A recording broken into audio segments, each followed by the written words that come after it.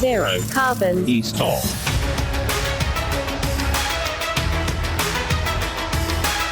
Hello and welcome to Zero Carbonista. I'm Ian Collins. This is the UK's number one go-to podcast for all environment-based fodder. If it's green, it's in. And we're recording this, Dale, as a kind of prelude to the new series, which starts very, very soon. And we thought it would be a good chance to really just look back at the last series, which has gone on for the last year. And it's been I think the phrase is, it's been a bit of a roller coaster. Yeah, I was thinking it's been a bit of a ride, but yeah, roller coaster works really well. Because next series currently is the series with no name, so don't forget people to lob in some ideas around that. But yeah, it's been a hell of a year, right? From the summer of Just Stop Oil all the way to actually having stopped the bloody Tories. I remember a year or so ago coming up with the title for the last series, and you said, let's call it Just Stop the Tories. And obviously that's been the theme throughout. And then, of course, we get to July the 4th, and it happened. It stopped the Tories. I think the podcast probably made it happen, though. I mean, a bit of campaigning on their behalf probably helped, but, you know. This is where the magic happened, right? There are a lot of factors. I think we were one of them. And of course, around that campaign as well, Just Vote. I mean, another riff on the Just Stop Oil name. Exactly. And I think that had an impact as well. You know, we reached a lot of people that way, encouraging them to actually get off their butts and vote these bastards out of office. There it is. And it worked. So we're looking forward to the new series, the series with no name. Maybe we just call it that, the podcast with no name. Yeah. There's something sort of slightly Clint Eastwood about that, which I quite like. But we thought it would be right and appropriate to look back at some of the highlights, some of the best chinwags, chats and debates and discussions over Series 5. There have been some monumental moments, Dale. Yes, there have, but none bigger than July the 4th. Indeed. Well, we start on our retro look here. And here's the exciting thing, Dale. We start off with, was there a whistle there? Yes, a siren outside. Oh, I think it's the Tories. The Tories have sent the cops down. I thought you were supplying some spontaneous sound effects then for a second. Because we have got a new feature here, and it does have a sound effect. What are we calling this, Dale? Yeah, well, I was thinking right-wing nut or right-wing nut, you know, depending on how you say it, but we just call it the same thing. Down to the intonation. So if you get it wrong, you've still got it right. That's right. And it's a kind of broad church, right? We don't care. Hang on, this is a whole podcast in itself, right? It could be. Maybe it's the title of the next episode. I mean, series or whatever. I'm thinking, it doesn't matter if you're in politics, if you're in the media, or if you're just a nutter, right? You should be in this section. But certainly my week has been fairly dominated, I would say, by encounters with right-wing nuts. When you kicked off that mighty quilt from your bed on Monday morning, who would have thought that your week would unravel in this way? And it involves everyone from Julia Hartley-Brewer to David Icke to Therese Coffey. So I think we should go through some of these. Yes. Who do you want to go first?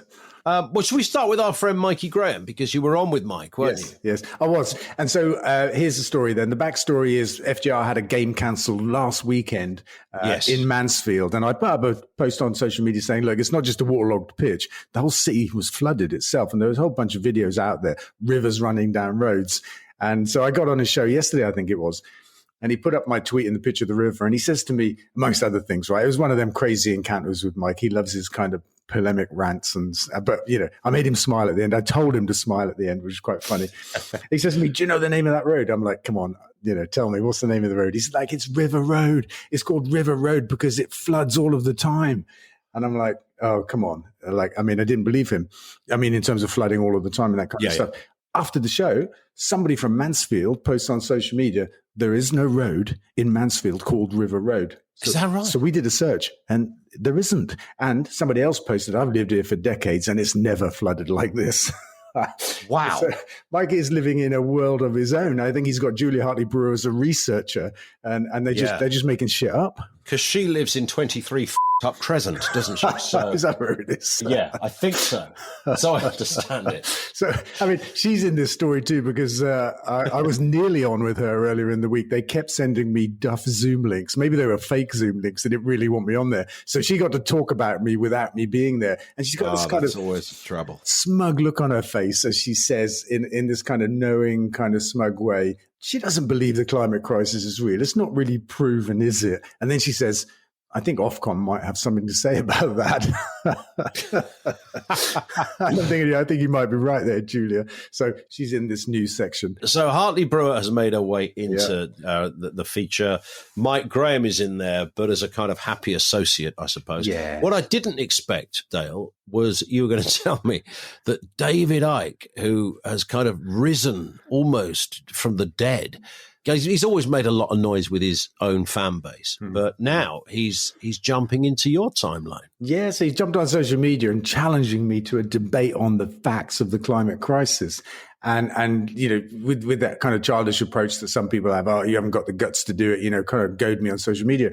And so, I mean, I had this recollection of some of the crazy things this man believes, did a bit of digging and stuck a post back up to answer it, right? Like, do I want to discuss the facts of the climate crisis with a man that thinks that it's a fact that shape-changing lizards live among us, they're part of the ruling elite of the world, and they live in a base at the hollowed out center of our Earth? Like, do I want to debate facts with this man? No, I don't think so. Yeah, but what a fun bloke to have a pint with. I mean, come on, David, do the lizard stories. We love the lizard stories.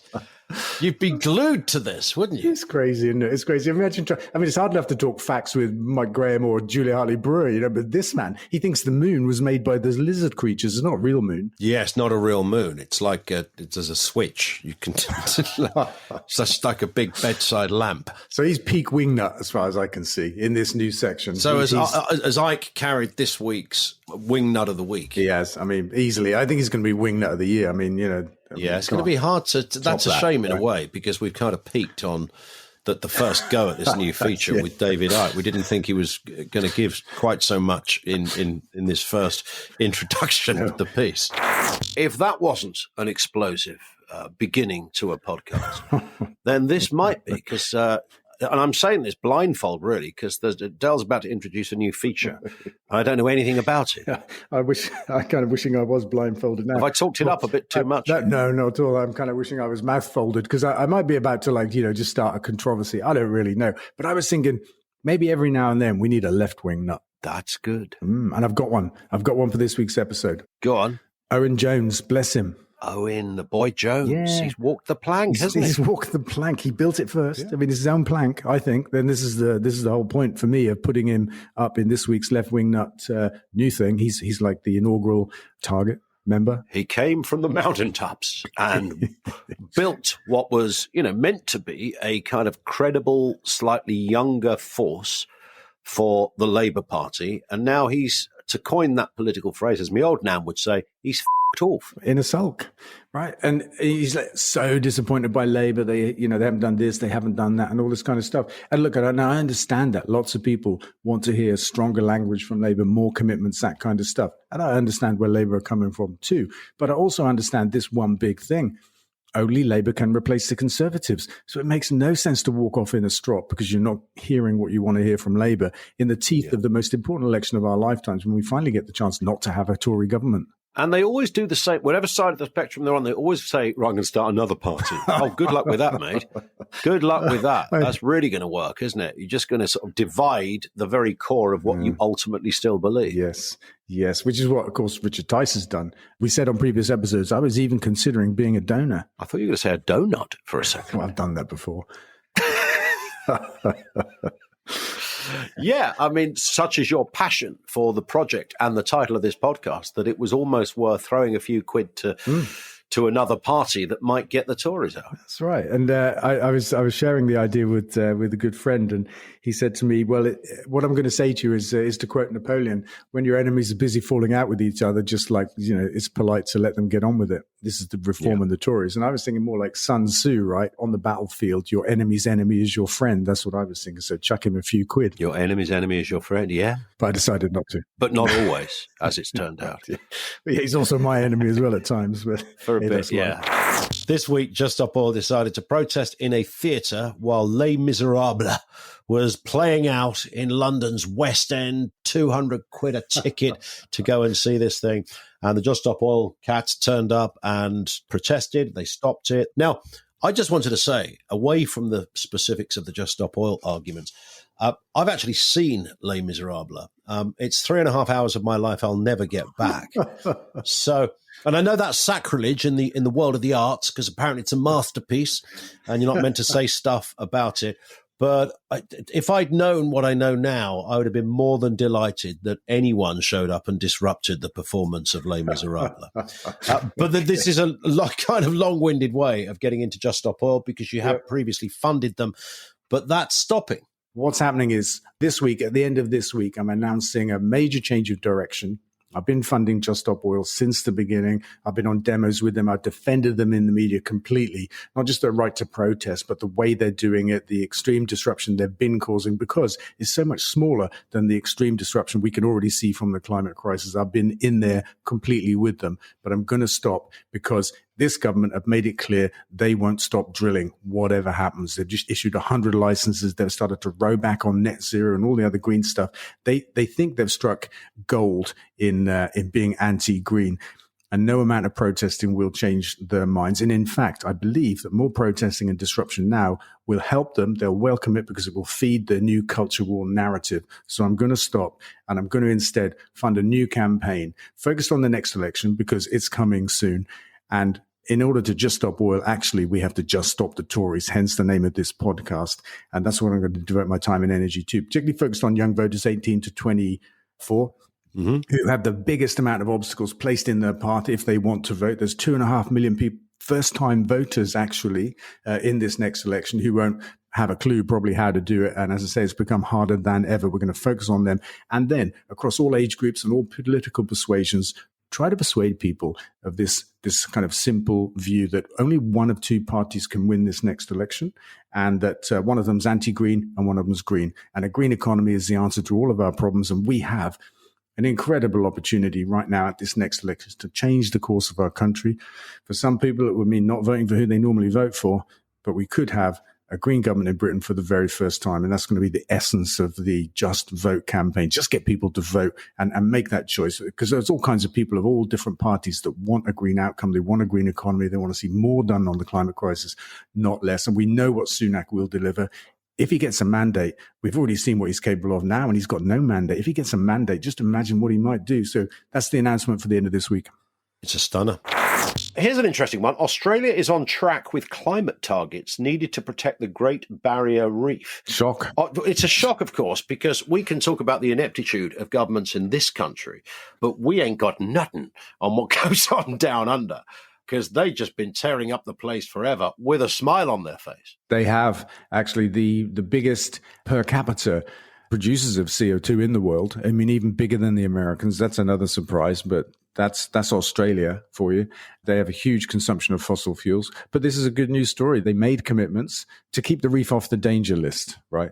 Which is, it's not all that good, is it? Just to keep it off the danger list. You think, I would protect think it. I mean, surely that would be... Do more, right? Just do more. Don't just keep it off the red list. Everybody around the world has heard of the Great Barrier Reef. I learned about it when I was about 7 years old at school. The Great Barrier Reef, one of the great, amazing natural things that happen on this planet, happens to be in Australia. Protect the bloody thing. Yes. Oh, we've taken it off the danger list. Look what we've done down there, boys. We're protecting the reef. It's brilliant. Well, you're not really. No. And they had 6 mass bleaching events this century already due to climate change. Yeah, they keep dicking around with when they're going to reduce emissions. And is it like a kind of a game in their parliament? What do you reckon, mate? Should we go 2030? Should we go 2050?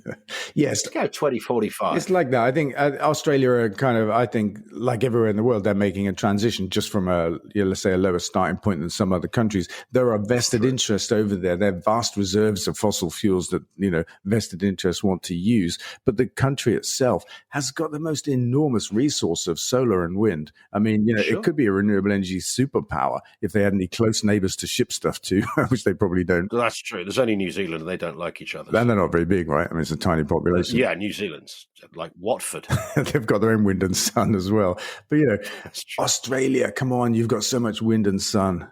You don't need fossil fuels. 2 weeks away. Well, in fact, it's not even 2 weeks, Dale. We're like 9 days away as we record this. 9 days. I'm counting them down. I'm so excited, actually, when I think about it. It's like being a kid, right? And Christmas is just around the fucking corner, right? And everything that you might have dreamt of is possible. Yeah. Well, it's going to be more than a train set. And there's lots in the build-up. You've been madly busy with all. You've been door knocking, you've been on marches, and, this is all just in the last time since we spoke. Yeah, in the last week. Yeah. It's crazy. Tell us about the March for Nature, because did I see a picture of you with Emma Thompson? Yeah, the March for Nature was fantastic. It was Saturday just gone. Chris Packham pulled it together. He got like 350 NGOs together, all kinds of people, Just Stop Oil, National Trust, all kinds of unlikely bedfellows united for this big March for Nature. And I was holding the banner next to Emma Thompson on one side. Chris was on the other side of her. And on my left, ironically and funnily, was Caroline Lucas, my good friend. I've got to say, we are friends. And we had a good discussion. I'll tell you why it was funny, though. And that's because I have been door knocking with Labour in the last, 2 weeks, and particularly in Bristol and in Brighton. I've been supporting Labour candidates in different places as well, but those two seats, the Greens have a particular focus on. And it's caused a little bit of a stir. There's no doubt about it. And we both found ourselves standing next to each other holding this banner with a sea of press in front of us taking photos and doing interviews. And it's so funny. She said to me, "This is not good for me." How does that go? Just tell us about what that's like when you literally knock on a door. Yeah, it's brilliant.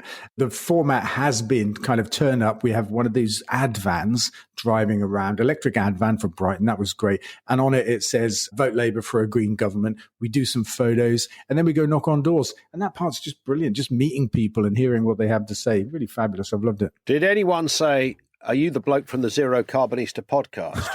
No, sadly not. But while I was still on the street, this guy comes walking past. He looked twice at me and then he said, "Are you an author?" And I was a bit taken aback. I was like, I thought he was going to say an orphan. Yeah. I was taken aback because people don't normally say that. And I was like, "Actually, I am." He said, "I've read your book. It's brilliant." And then walked off again. Oh, wow. Yeah. There you go. That's exactly how you want a fan base, to be very succinct, very straight to the point, and then a nice polite nod and off you go. And the march, oh my word, so many people came up to me at the march, and I gave a speech, which I'm not used to doing on a platform in front of a crowd and stuff, but I really enjoyed it. And I just talked to them about the cow in the room. I said, look, we're all here because we love nature, right? But there's a blind spot. The activists, people that are for nature and climate action, they have a blind spot. They carry on eating animals, and it's animal agriculture that's driving the climate crisis and the decline of nature in our country. And I expected it to go down badly, but the crowd loved it, and it was really quite moving. It's a really good point, because you meet a lot of people, very well-intentioned people, who will be on a march, but they haven't crossed that particular Rubicon yet. Yeah. And I thought it was great you called it the cow in the room. Yeah. It is a blind spot, isn't it? If you are consistent with your environmental arguments, at some point you have to arrive at that cow in the room. You've got to. So there you go, Dale. There's a taster of what we did. But I guess the big question is, what are we going to be doing? I mean, now the Tories have been stopped. I mean, where do we go? I think there's almost more material. It's almost like we can start for real now. Yeah, I mean, we're going to have a very different agenda rather than laughing at foolishness and crying about stupidity and the damage being done to our country and all that kind of stuff. Actually, we'll be talking about the positive things that have happened. But I think I've got a feeling we'll be lobbing in some further things that could be done, some insights into the impact of the things that have been done and could be done, that kind of stuff. I mean, this is our thing, right? This is our thing. And it is worth remembering that despite the pantomime that was the last Conservative government, it should be said loud and clear, there are still some dickheads in the House of Commons, and they can regularly come under our spotlight. Yeah, okay. I don't know if you're thinking about reform now. I'm thinking that actually the Green Party are going to come under the gaze of Zero Carbonista a little bit. But anyway, moving on. There's kind of I'm just going to agree with you. I like that. Nobody gets off the hook.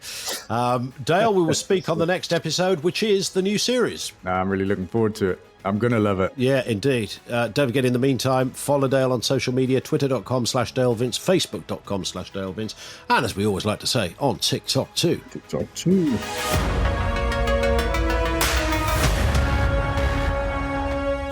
Zero Carbon East of.